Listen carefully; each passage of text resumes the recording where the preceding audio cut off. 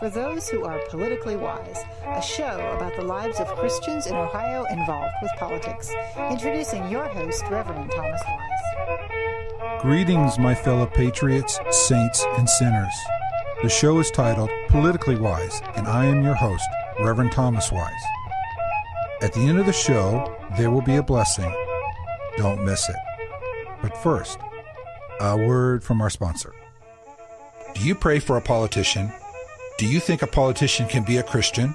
Do you think a politician should stand up for Christian principles? Do you think politicians should pray together? Do you want to see more Christians in politics? If you said yes to any of these questions, please join the Ohio Prayer Caucus Network. Find the Ohio Prayer Caucus Network on Facebook. Welcome back to Politically Wise. The opinions and statements on this show belong to those who give them. The rest of the show belongs to Thomas Wise Words, all rights reserved.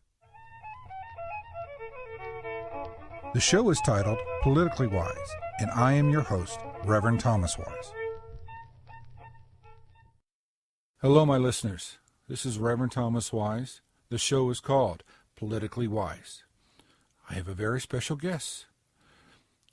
Harry Bossey, introduce yourself to my listeners. My name is Harry Bossey. I was born and raised in Nigeria and came to the United States 33 years ago. I was able to earn both a bachelor's and master's degree and my CPA in Ohio, and I own my small business. And what is the nature of your small business? I own a small business in Miamisburg that deals primarily in exporting American products overseas. Are you benefiting from a stronger dollar? Yes, a stronger dollar. A lot of, depending on the industry. When the dollar is strong, some people benefit. Of course, not so favorable for other ones. The same is true when the dollar is weak. People benefit from a weak dollar. You're running for a county auditor. This is not your first time going around in politics, and on the number of different stages, you've been involved in a lot of things. You care to tell us some of the things you've been involved with across the country? Reverend Wise, I've had the great opportunity of representing my local community in Columbus, and I've also had the great privilege to represent the great state of Ohio in Washington, D.C., and I also assist the U.S. Trade Representative and the U.S. Department of Commerce as consultants as an advisory consultant to their international strategic issues, which I'm not allowed to go into details about. So it's been quite an honor for me. Have you traveled across the country and you're out around the world quite extensively? Well, not extensively as it used to be because of telecommunications. These days you can send a fax or send an email or even send a video, so the travels really come down a little, which is good, unless you're the airlines. But it also allows me to be able to sit down at home and do a lot, not at home, in my office, and do more, rather compared to traveling years ago. And you're right, I am running for the office of Montgomery County Auditor. I ran 4 years ago. The reason I'm running this year is quite simple. It's not because my opponent is a Democrat, I'm a Republican. That's not why. It's not the fact that he's been in office for over 23 years. That's not why I'm running against him. I ran against him in 2010 because I believe I could do a better job than he's doing. Fast forward 4 years, what I still find is the same issues 4 years ago still exist. The property owners are unhappy, and there is no fair and equitable valuations of property, and the record number of appeals and complaints have even skyrocketed. So I feel that it's my duty to be able to bring the focus to that office as to what our county auditor is not doing compared to other county auditors in the state.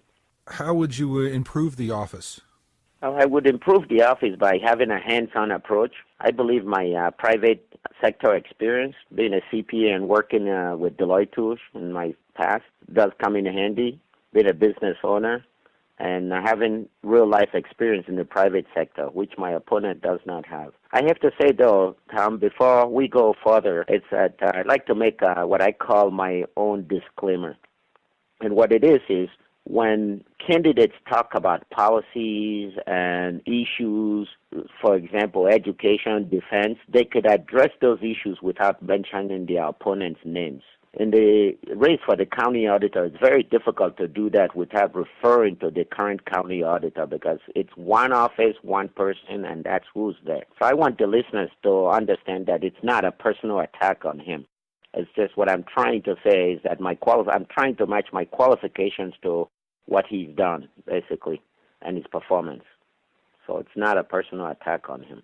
So you've had lots of experience with lots of different people, plus a lot of world experience, business experience. So you bring a lot of things. What kind of characteristics does a county auditor need to have to do his job? What type of personality traits would you say they need to have?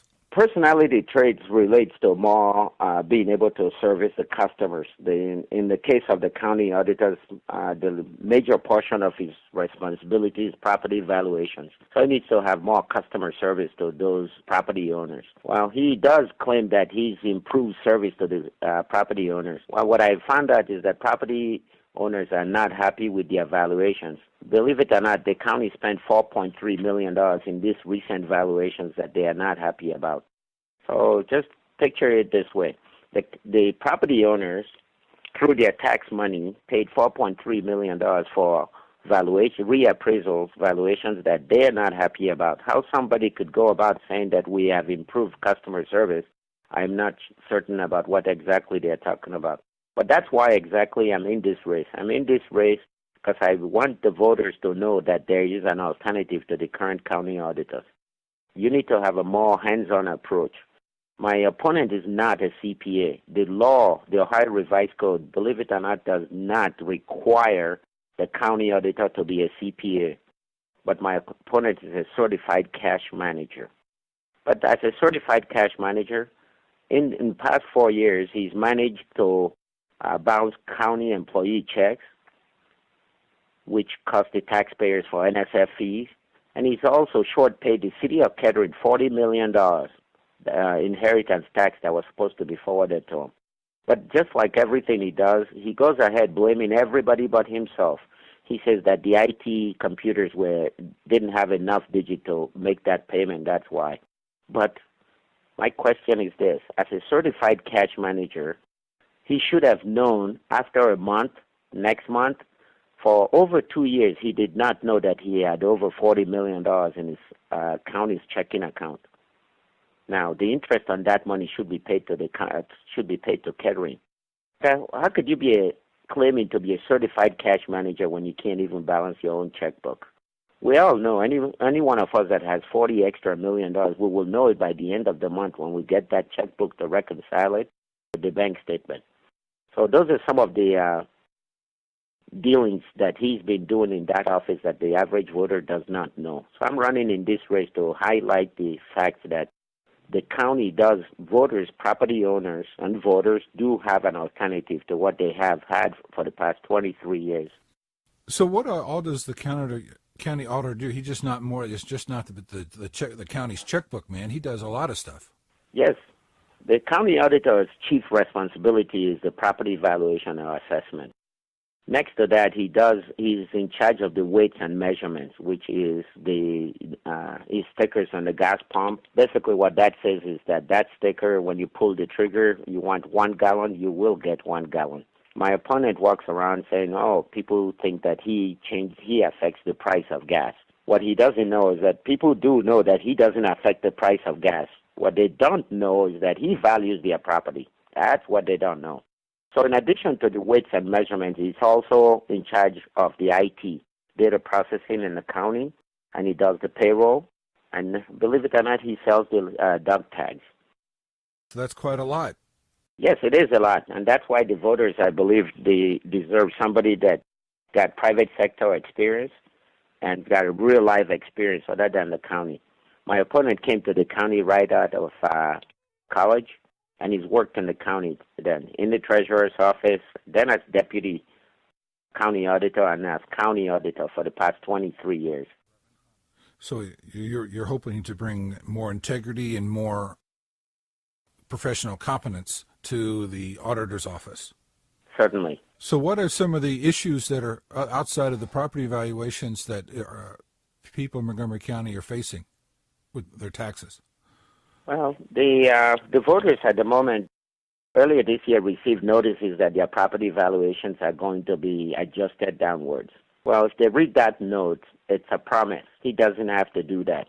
He's made such promises in the past, and those dates and when he made those promises and statements that property values was holding steady, all of those are on my website. Up until this year when they decided to do the street lighting assessments in city of Dayton is when he, Premier and UD, challenged his valuations, is when he agreed that his property values were too high. Up until then, he was still telling the voters that they were holding steady, they were getting better. In 2013, he basically assured the voters that their property values were going to be fine for 2015, 2014, 415. Just as election year politics, he decided to notify everyone that their values were going to be going down. I believe he did that to try to get more turnout in this Dayton suburbs to encourage more voting. Since the voting this year, the participation in the vote is not expected to be high. And so he's been trying to tell the levy benefactors to pass measures so that they could go to the ballot and get adjustments to their levy amounts. So those are some of the things that he's been doing. The auditor have anything to do with the setting of levies? No, he does not set the levies. What he does is he tells the benefactor of the levies, based on property valuations, how much to ask for on the ballot. That's what he does. So that's based on his valuation of those properties at the time the levy passes. Now, certain levies, when property valuations go down, certain levies will be adjusted. And some of them have a maximum cap so that when the value of the property goes down, you cannot get more by law the way the levy is written. So he does not actually determine the levy amounts, but he provides information to the benefactors of those levies as to how much they should go to ask for. And recently, in the case of Huber Heights, he gave them a revised number, and then later on came to give them a revised revision. Now, that would tend to, someone would think maybe, does this guy know what he's doing? When the school district is trying to adjust to the previous revision you gave them, you come back and announce a further revision. So it leads one to think that maybe this guy is just flying by the seat of his pants. And certainly we have instances, recorded instances in the Daily News where he seemed to be playing to different audiences, depending on which camera is in front of him. Property taxes, they're also, does he mess with commercial property taxes too? Commercial and real estate valuations, that's what he does. Right. Now, recently you've heard about the CAUV, that's a current agricultural use value. Right. That affects farmers. It's a section of the property valuations that provides farmers with reduced valuation so that they do not have to pay current market prices on their farms. Right. Recently, the farmers, because of the way the formula is written by the state legislature, the farmers would be, starting next year, be faced with some of them bills as high as 150 to 180% of what they had been paid in the past 7 years. So that does concern a lot of the farmers.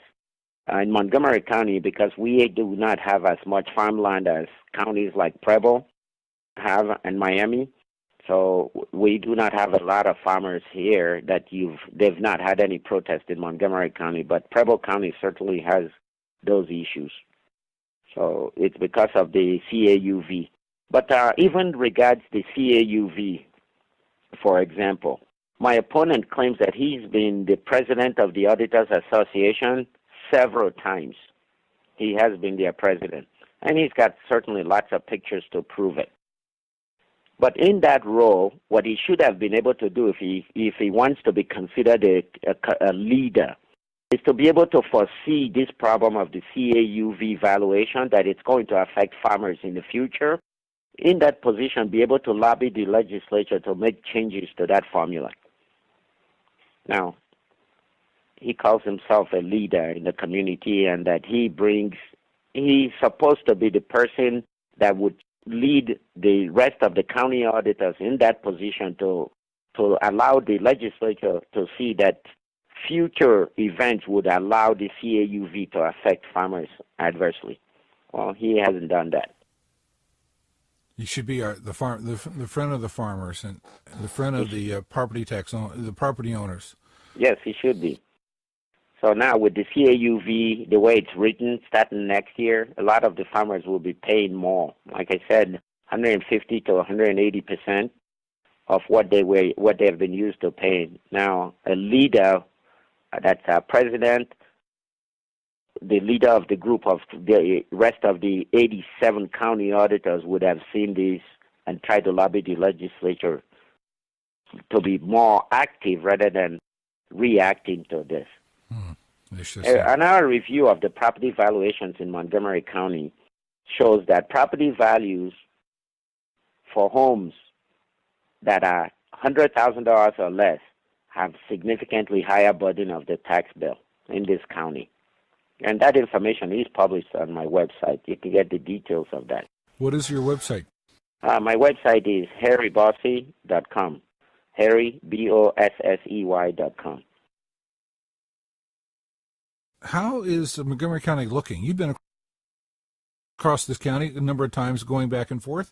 How's it looking economically? How is it doing? What's your observations? My observation is it's hard for Montgomery County to pick up more steam when home values are, when you have a lot of abandoned homes and home values are not holding up as the rest of the state or the nation.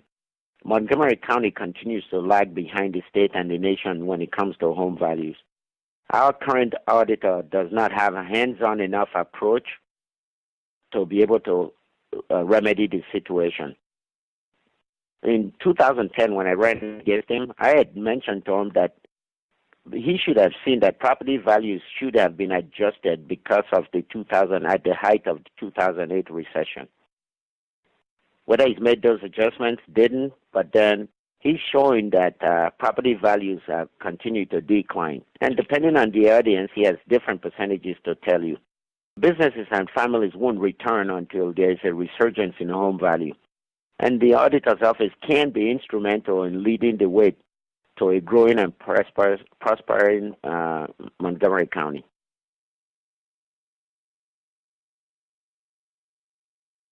So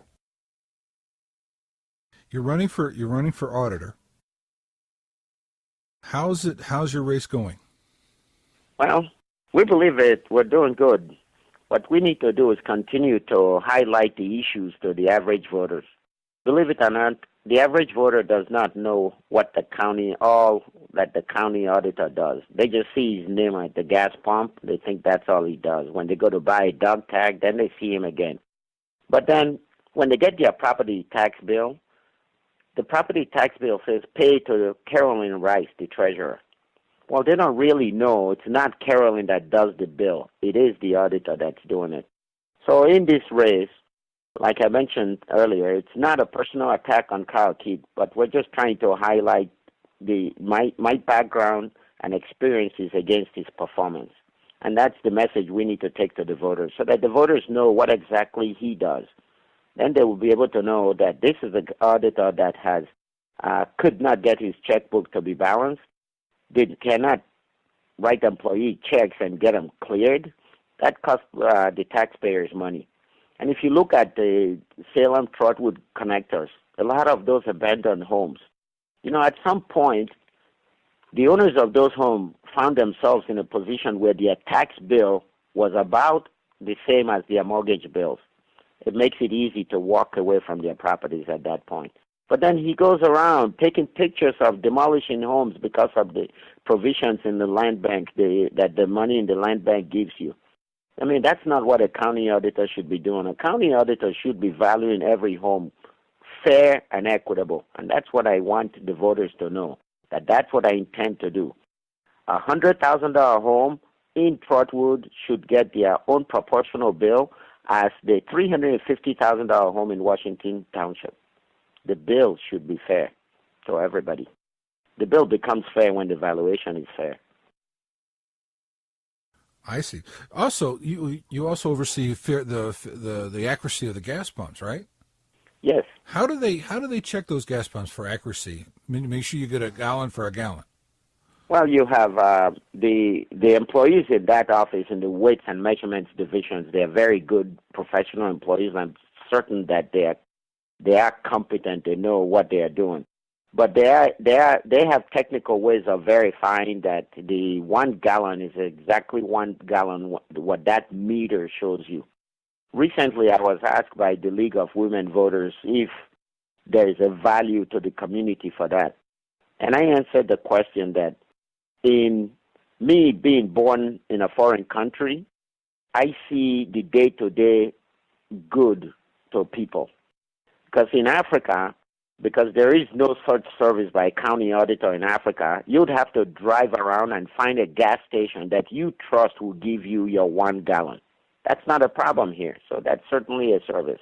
Now, in addition to the gas pump, the auditor also takes care of making sure the scales at the deli counter, at the stores, the scanners, that they're working accurately. Oh, the scanners too? Yes, the scanners, because some of the weights measuring devices are now scanners. Oh, I see. So it touches you in your everyday grocery bill. Yes, it does. Well, let's talk about you a little bit more. How does your faith play a role in your work? Well, my faith plays a role in my work. I run my life and business based on my Catholic principles. Basically, that's how my faith plays a role in it. I see. So how do you keep your head and your heart clear? Well, through my faith in God, I work hard. I participate on my civic and community activities to keep me focused on things outside of myself. And I enjoy a good ride on my motorcycle whenever I can. And the weather is just right. Yeah, you're close to God when you're riding outside on a motorcycle, aren't you? Yes, you are. Do you have a favorite scripture? I'd say off the top of my head the Gospels, but one of my favorite passages in the Bible is Jeremiah 1:5, where God tells me that before I was formed, He knew me. That passage keeps me grounded, and I know the same Almighty God is still keeping an eye on me every day. Who was a mentor for you? Well,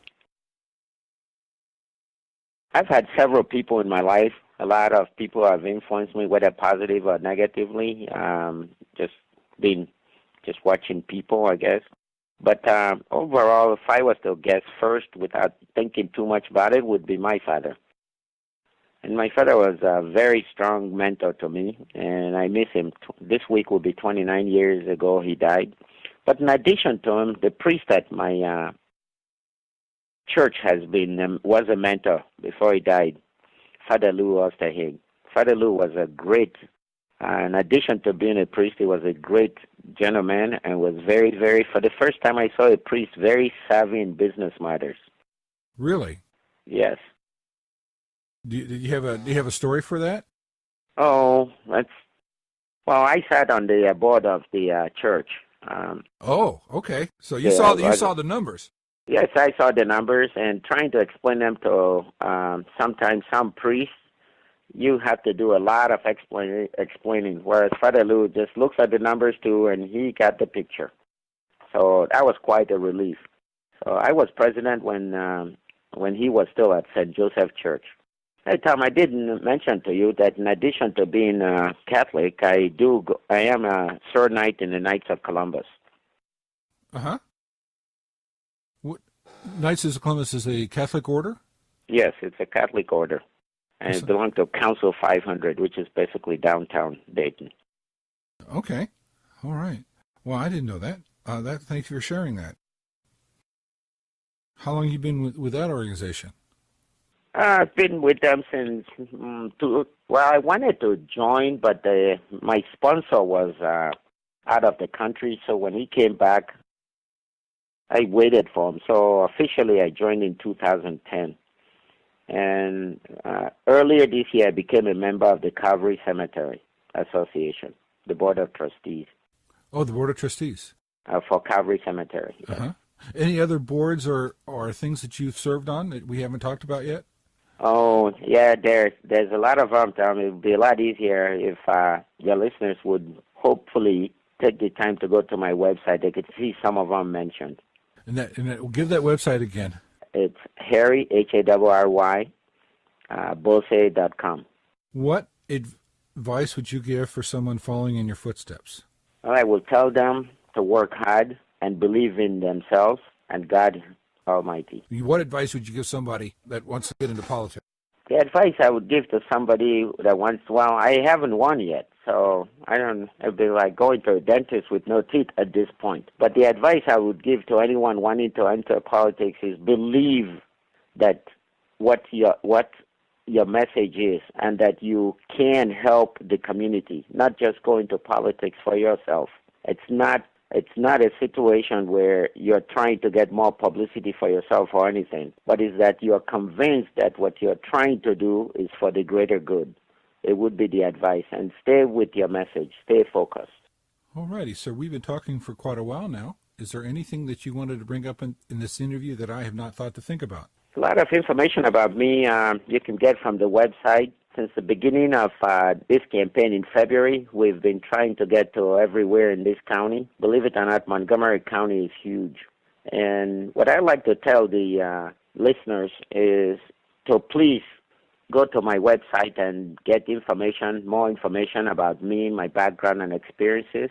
We've been putting out information on our campaign regarding the auditor's office that they could read up on. And if they have any questions, to hopefully contact us to clarify any questions or confusion, comments. If they have, I would really appreciate comments too. But what I'd like the listeners to know in this year's election is this. My opponent had sent them promises to lower their property values, but their bills are still high. But in this election, they are not able to challenge those lower values or valuations until after January. That's why if they read that letter carefully, it sounds like a promise, yet again another promise to lower property values. So what I'm telling the property owners this year is, even though you cannot challenge your valuations until January, you certainly can appeal Carl Key on November 4th and vote for Harry Bossey for county auditor. All right, my friend. Well, again, my listeners, this is Reverend Thomas Wise, and the show is called Politically Wise.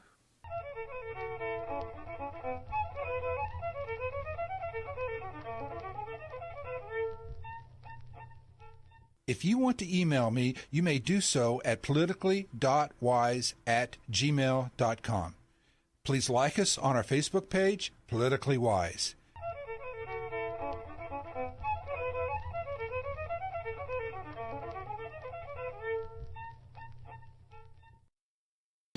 Without God, there is a coarsening of the society. We were born with Judeo-Christian beliefs. If we ever forget that we're one nation under God, then we will be a nation gone under. Join us and publicly display this motto. In God we trust. Go to InGodWeTrust.com today. Order your decal and display it proudly. Let's again write In God We Trust on our buildings, in our classrooms, to combat the anti-God dismantling of our nation. Say it and display it. In God We Trust. Go to InGodWeTrust.com today. In God we trust. The show is titled Politically Wise, and I am your host, Reverend Thomas Wise.